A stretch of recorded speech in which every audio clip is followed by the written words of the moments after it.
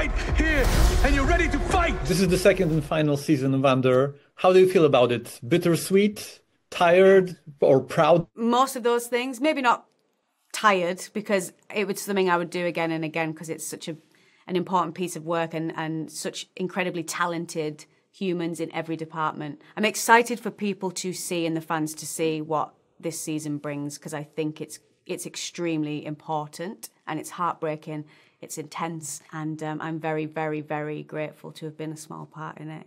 Yeah.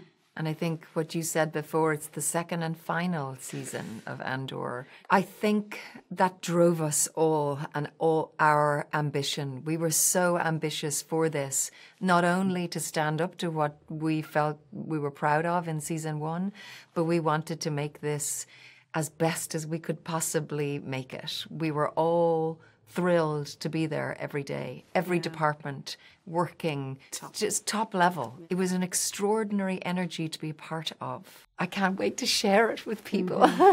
Yeah, and I wonder, because the first season was very well received, which is great, but I wonder, does it make it more difficult for you in a way? Because now the stakes are up. Now you have some hype to live up to. Well, we have a secret superpower, and that is Tony Gilroy. Yeah. We get to step into the world that he has created for us. He was as ambitious for the whole piece, but also for each character, and I can speak for my character, as I could have only have hoped for him to be. And the joy and the privilege it was to get to step in and drive that. The story this time takes place across 4 years. How does this influence your acting choices? How do you play the passage of time? It was quite an interesting way to do it, because we could fill it in ourselves. We could flesh out these characters off screen and then bring our choices on the day to block 2 or block 3. And so we're not following it as it goes along. We're patching it together, and I found that quite freeing and enjoyable, actually, as an experience, to be plopped into the next section with all these ideas I'd come up with, and let that kind of live and breathe.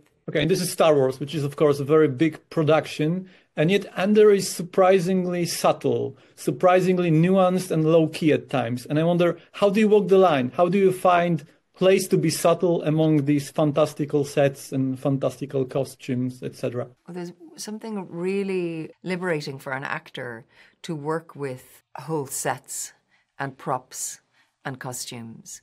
It's not just helpful for us as actors to be in a very lived-in space where we can see and smell and touch everything, but also we share that with our camera people, with all the supporting artists, with our director.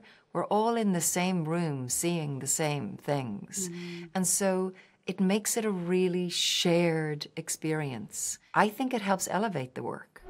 Welcome to the rebellion.